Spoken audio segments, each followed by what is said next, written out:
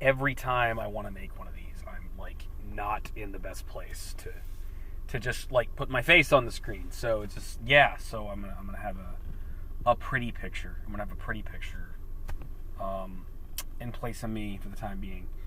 All right, so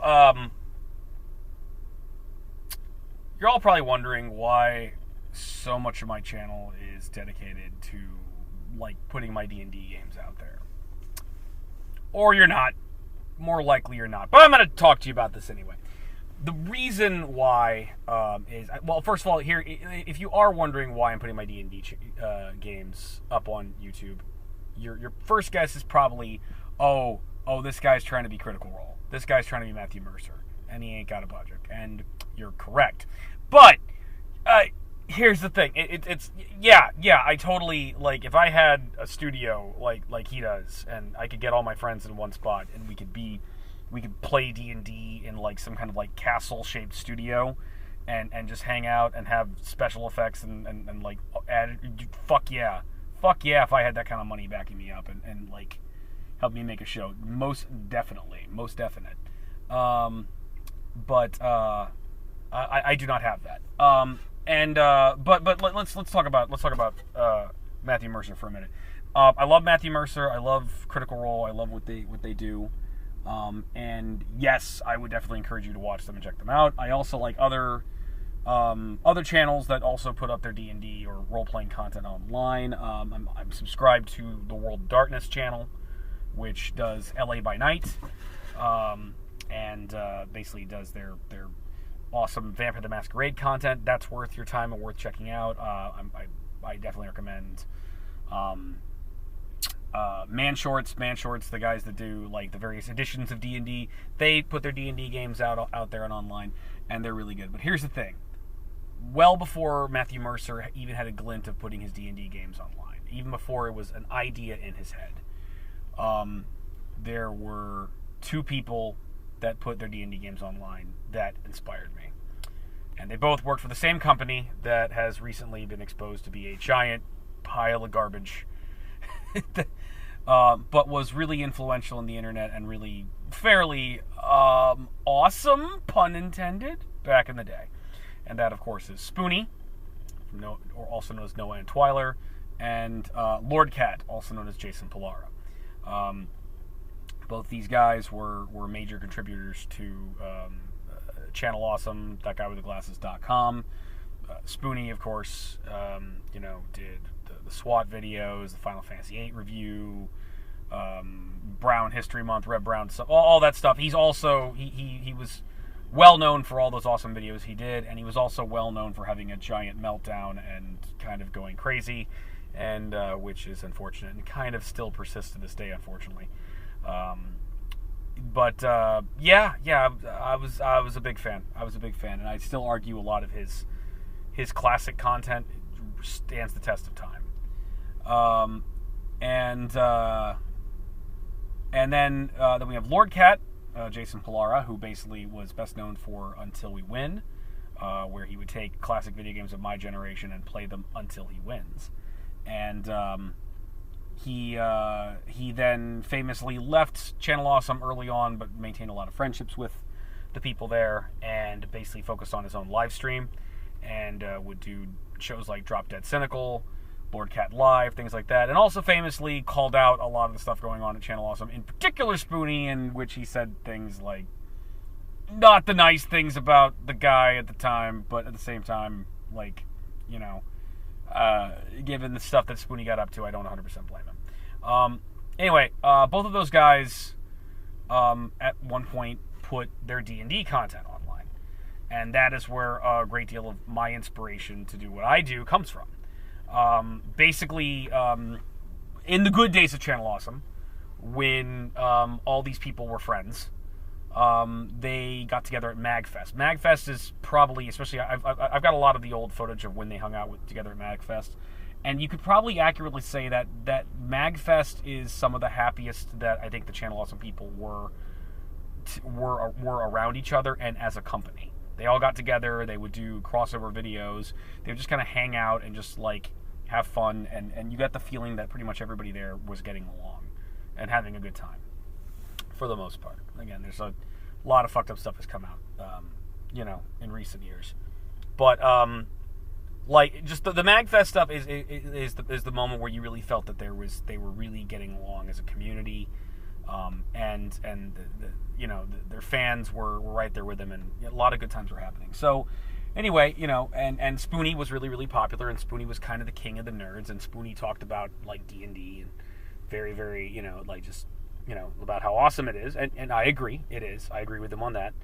That Dungeons & Dragons role-playing are really awesome and worth your time. So he got a lot of them together, and they did a D&D game with each other, and that game was known as Death Clock. So named because Metalocalypse was also really popular at the time, and Chris Larios, one of the guys playing it, realized that it's like, wow, we're like really awesome but really dumb. It's like, those are our characters. We're like Death Clock. So that's where that came from. Like the characters from Metalocalypse. So I really, these videos in particular, I at the time, you got to understand, I was a huge Channel Awesome fan. I was a huge Nostalgia Critic fan and Spoony fan and whatnot. And it's like, so, this was like the coolest thing for me, because I was also into role playing, and it was like I got to see my favorite Channel Awesome people get together, who were really, really funny, and we're all in one place playing Dungeons and Dragons, playing role-playing games, and basically telling fantasy stories. And it was great. It was like they were not only were they hilarious, but they were also really, really badass. Yeah, and then that game never quite finished, as a lot of games don't finish. But specifically why that game never finished was because at that point the channel started melting down. So in particular, I think it was one instance that Linkara joined the game, and I think it was one particular bad fight that Linkara kind of got them all into that kind of just made a lot of them fall out of love with the game. And so Lordkat decided to try his hands at it. And then Spoony was a part of that game, and then Spoony further melted down famously in that game, and eventually he left. And from there on, Lordkat would continue to run his own D&D games. And Lordkat, for my money, was really, really good. He was like this, and this is a guy who doesn't really give himself a whole lot of credit, I feel, on this level. His stories were really engaging and a lot of fun and funny, and he kept at this. Wormwick, for my money, was people were so invested in Game of Thrones. I was invested in Wormwick. I was invested in Catelyn Cormac, the firstborn of Bahamut. I was invested in how the Demon Baron was going to be defeated. It was fucking awesome. And he kept going with this, and he kept on, even after, he eventually stopped hanging out with people like Chris Larios and Skitch and Why Ruler of Time. He got together people from his own stream, and he kept doing role-playing games. And he did Walewa with his Drop Dead Cynical crew. And Walewa was awesome and hilarious and just full of murder hobos. One of those guys that was part of that, Adam, did his own game, Ivelands. He did a bunch of spy RPG games that were really, really awesome. So in recent years, So, as you know, part of the reason why I was able to upload Wolf's content is because I download everything. And so I downloaded, all of these, or, most of these, games. I think some of the earliest, Death Clock stuff I'm missing, because that was really hard to find anyway, and their first couple games they didn't put online. And I don't know if I have all the Iveland stuff, because I think that, Lordkat just kind of stopped after a while. But I really love these things. And and they are my inspiration. The reason why I put the Apocalypse Stone or Metal Chronicles online was because of that. The reason I've been putting City of the Spider Queen on here. The reason I play role-playing games with my friends and put them online and put out to YouTube is because I was inspired primarily by Lordkat and Spoony. I mean, I've bashed Spoony a lot for his behavior, but it's I still care a lot about the guy, and the guy is an inspiration for me. And so I just like the idea that like of role playing, and that it's kind of off Broadway in the sense that it's just you and your friends are like putting together a story, and you don't 100% know how it's going to go. You don't know if it's going to you have an idea of what you want your characters to do and what they're going to go through, but you don't really know how things are going to go down. And you'll find that out later. It's like, you know, during the process, the game itself takes on a life of its own and it surprises you. But a lot of times you can come up with something really cool and really awesome. And it's an art form I genuinely love. And so that's why, like, I put out my own role-playing games and my own stories with my friends and post them out here for people to enjoy. And again, it's a niche market, you know, it's like not a whole lot of people, you know, check it out. But those of you that do, I really appreciate you. And but anyway, so recently I've been, you know, while I've been kind of juggling a lot of projects, and kind of in my downtime, I've just been, or while I'm working on other things, you know, just to pass the time, I've been listening to a lot of those old games. And it's just, you know, just for fun. And just like a couple days ago, I decided out of curiosity just like to see if I could track them down on Lordkat's channel. And they're kind of hard to find on Lordkat's channel because Lordkat used to just basically he would upload all the time because he was a streamer, and he would do Lordkat Live and Drop Dead Cynical, and he would just kind of like, it was like a weekly show. He would just put a bunch of stuff up. So a lot of times they're hidden on his channel. They're there, but they were hard to find. And I couldn't find them.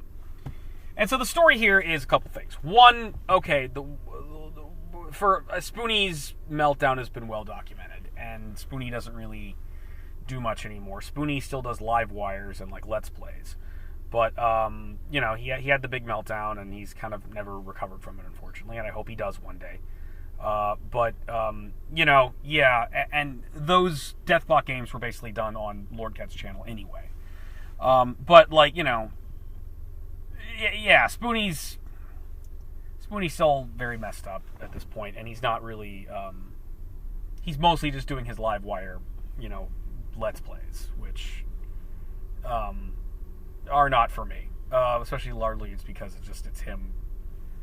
Like, some of the worst ones I'd seen bits and pieces of were like the Alien Isolation stuff, where he's basically just yelling at his chat. I've said it before, I'll say it again. Spoony, I love you. We love you. Please take care of yourself and come back to us one of these days. If you feel like it. I would just like to see some positive news on Spoony, that like, oh yeah, he's got a new medication he's taking, he's feeling a lot better, and he's leveled out, and he may not be doing things to the internet anymore, but he's, you know, he's better. I'll take that. I'll take that. Much like I hope Wolf is doing well wherever he is. Lordkat, on the other hand, is a little bit different. Lordkat appears to have either taken down his channel or made all of his videos private. Lordkat's story is, like, Lordkat has a tech job. And I think at some point he's decided to stop doing his regular shtick, which was basically being, like, a shock jock, an internet shock jock. He just, for whatever reason, decided to stop doing it. That's just not his thing anymore. And which I think sucks, because I really like his content, and I really like his videos, and it's like, no, don't turn your channel off. Just leave it there. Leave it there for me to, you know, again, I'm big on preserving things. I'm big on archiving. That's why I archive Wolf's content anyway.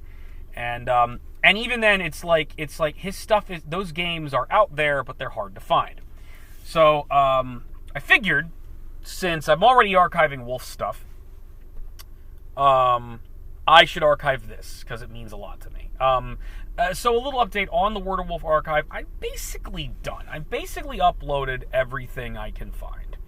And if I haven't personally uploaded it, I've, like, for example, Movie Dude Inc. came to me and told me about 2 videos I hadn't had that he had, and I've linked those to the playlist. And there's other people out there that are doing what I'm doing, which are uploading Wolf stuff, including SK Terror Wolf, which I'll leave a link in the description.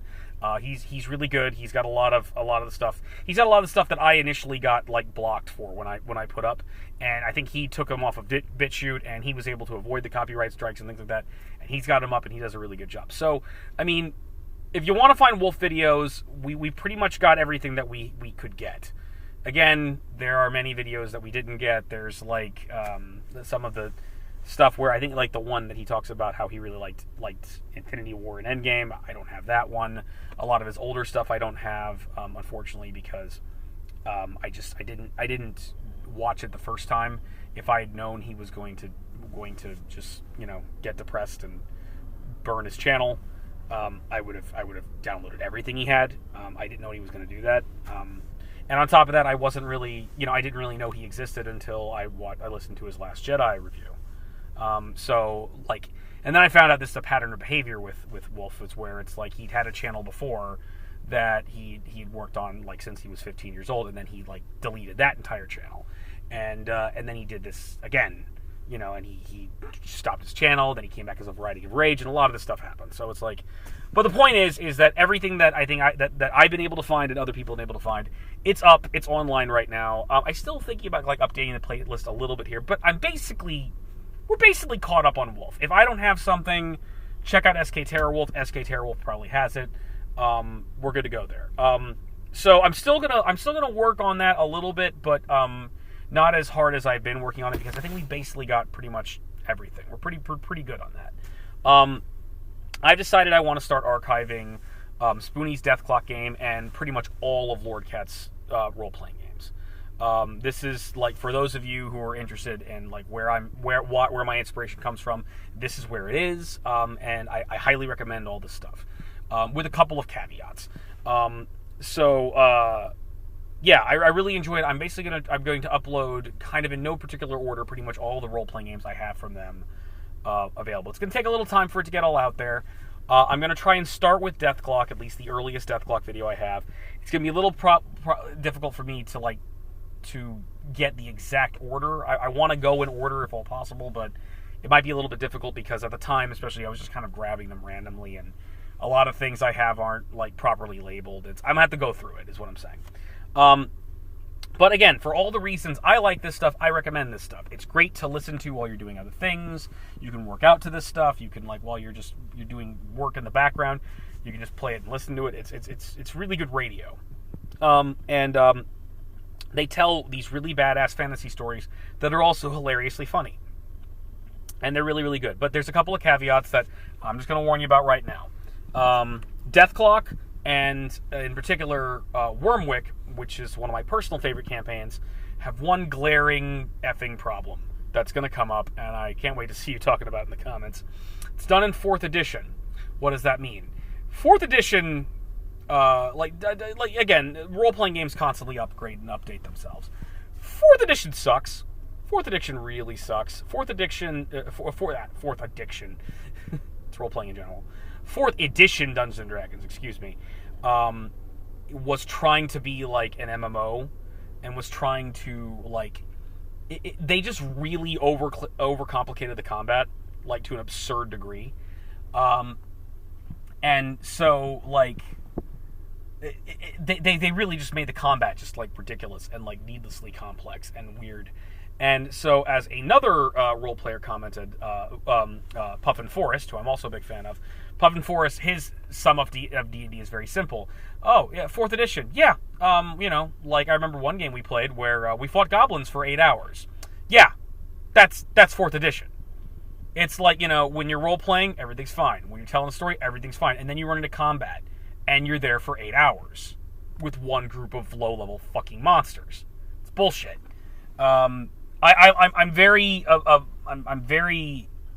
I don't always succeed at this, but I'm very adamant that in terms of role playing, your action scenes should move. They should move. Especially if you're invested in a fight as a player, if you're invested in fighting whatever monsters was there.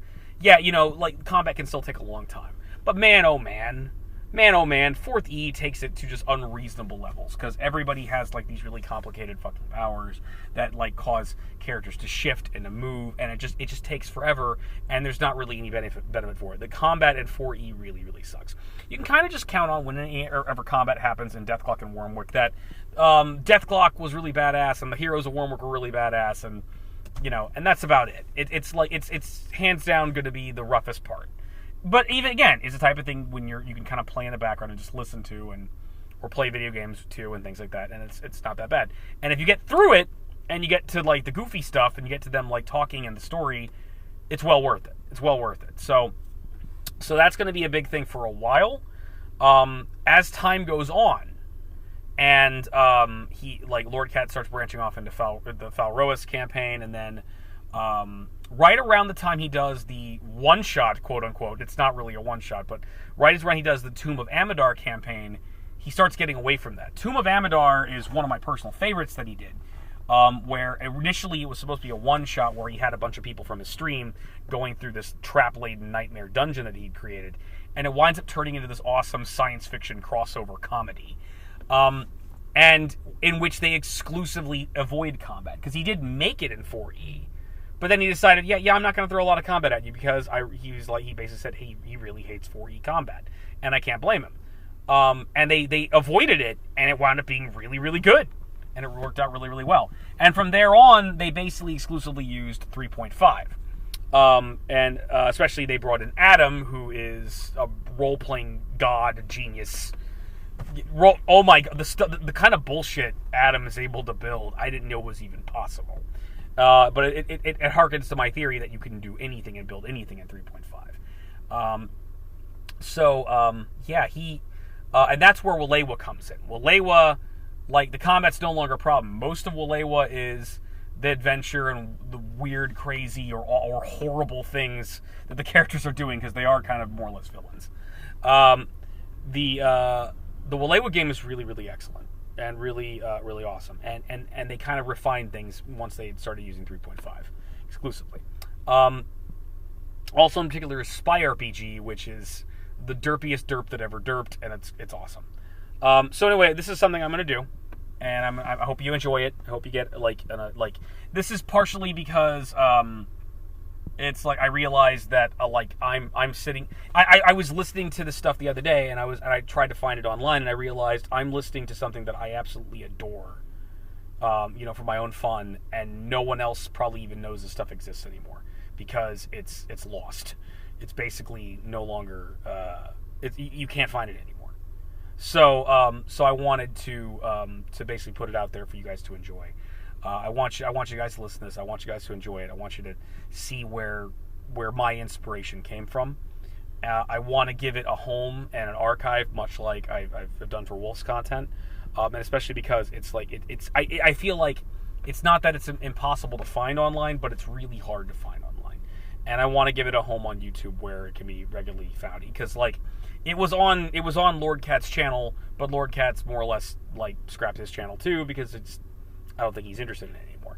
I'm also not opposed to uploading some more of Lordkat's Drop Dead Cynical videos, but I have only got about a handful of those. So and again, right now I'm really more focused on I want to get his D&D games online. I want to get his role-playing games online because they're really good. So while I was thinking about this, I also thought of another person that I wanted to start archiving as well, that I've got a fair amount of content, which is Alfred The Absurd. Alfred The Absurd was a YouTuber that kind of got to start. He got to start on a Salieri 2's channel. Salieri 2 was a guy I started watching when I was starting to get fed up with Channel Awesome, because he and Razor Fist would lampoon and make fun of them all the time. And a Salieri would host these contests, the Whenever the Hell review contests, where he would people would review something and we'd get together and critique it and whatnot. And actually, the very last one they did, I got to be a judge for it. So if you watch those videos, I'm Edward Peeler on that. So so it's worth checking out there. And I've been able to interact with him a couple times in the comments, and he's always very supportive of me. So I got a lot of nice things to say about Eric. But anyway, one of the people that kind of came out of those Whenever the Hell review contests was Alfred The Absurd, who's this really funny Canadian dude who was really into bizarre, absurd humor, and he started off with his goofy reviews and that, and then he went for a while and did a lot of those videos, and then he took his channel down. I'm not sure why. I'm not sure if he just was embarrassed by them, or if he just decided he didn't want to do this anymore, but he scrapped his channel too. And I absolutely love and adore his videos, and I want to give it a home. So if my main function is I hope it's apparent that I'm obviously trying to get my own content out there as clear as possible, but if my destiny is to archive things, I don't want to just archive Wolf. I'm definitely archiving Wolf's content, but it's I feel like I really want to archive a lot of these Lordkat Dungeons & Dragons games and Spoony's Deathclock game, and I want to archive Alfred the Absurd. These are all these things that I enjoy that are really hard, if nay impossible, to find online nowadays. So that's what I'm doing. So I just want to make you guys all aware of that. This is something I'm going to work on, so you should start seeing a couple of these coming pretty soon. So we're going to start with Deathclock, and I'm going to work my way through there, and I'm going to try to get the earliest Deathclock story that I have available. Unfortunately, I don't think it's like the very first one, because I want to say the very first game they did, they didn't even put online. So, but yeah, so please stay tuned for that. We got more podcasts coming up. We got more my D&D games coming up. Basically, City of the Spider Queen is almost done. It's actually, I mean, mind you, in outside of YouTube, City of Spider Queen's been done for a couple years now. I'm just getting to uploading it right now. Once I go through that, I'm going to start uploading a bunch of other things, including Davis's Elder Scrolls game, and then we'll eventually get to what I'm working on right now, which is the Buffy the Vampire Slayer game and a couple of other campaigns that Davis is working on. So we're still doing that. When I get a chance, I want to fine-tune the Word of Wolf archive a little bit, but again, that's all kind of up online right now. And the other project I want to work on is I want to start uploading a lot of Lordkat's D&D games, or any game that Lordkat was in, for the most part, including the Deathclock game. I have one exception, which unfortunately I don't really have much about this. This has actually been well documented, which was a game he was in called Eradne. I might have one Eradne session. And the reason for this is, and I hope I don't offend if he hears this, I hope I don't offend the guy who was running that game, but I just really couldn't get into that game. I found that game really, really boring, and I just couldn't get into it. If I can find it and put it out there, I will, but I mean, I couldn't get into that one. Another one I couldn't get into, but if I can find it, I might put it out there, is Spoony ran a Pathfinder game, like a couple years after he left the Wormwick game. And this was after him leaving Channel Awesome and the Meltdown and whatnot, but he was still, there was still a lot of drama going on with him. He ran a Pathfinder game, which he played with like Iron Liz and Skitch and a couple of other people, and similar to Eradne, I really couldn't get into it. My problem with that one is more, it's kind of just, there's kind of nothing going on. They were running around and killing stuff, but it was like just kind of meh. There was no like really interesting overarching storyline going on. But the one reason why I really, aside from being a completionist and an archivist, the main thing I'd like to put out there is that it kind of functions as a sort of kind of sequel to Deathclock, because Skitch winds up playing his character Garrett Chaldea in it. I think also Skitch did he did some game where Lordkat was a player and Lordkat was a dwarf, and they killed a dragon, and Lordkat was cut off the balls of the dragon and was going to try to make some kind of ale out of the dragon's balls. I might have that around here somewhere, but like, I don't know. And I wasn't really feeling that one either. It was like nothing against Skitch, but it was just kind of like, they killed a dragon, and it was, again, there wasn't a whole lot of story.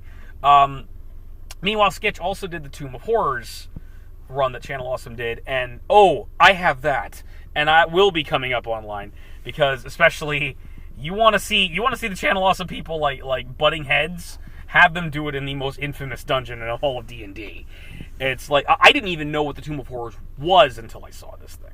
And even then, I didn't have a real appreciation for what it was. Like, later people explained to me, no, you don't understand. That shit's been around. Gygax made that a long fucking time ago, and it's infamous. So anyway, there's a couple of one-shots and things, like they did Ironclaw, the game. I've got that. Anyway, I'm going to try to upload whatever I've got, but I have very key things I want to put out there.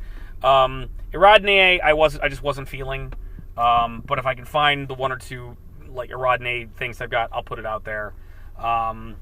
If I can find Spoony's Pathfinder game, I'll put that out there too. But like my priorities are more like my personal favorites for this. It's going to be like my plans are like primarily going to be Deathclock, Wormwick, the Tomb of Horrors, Ironclaw, Felroist, Tomb of Amidar, Walewa, Eye of Lens, and the Spy RPG stuff. That's the stuff I really want to get out there in terms of D&D games. I'm going to be doing that, and I'll be working on Alfred the Absurd and a couple of other projects. So anyway, little update for new stuff I'm archiving. So again, keep tuning in, keep enjoying the channel. Let me know what you guys think. I'll catch you all later. Bye.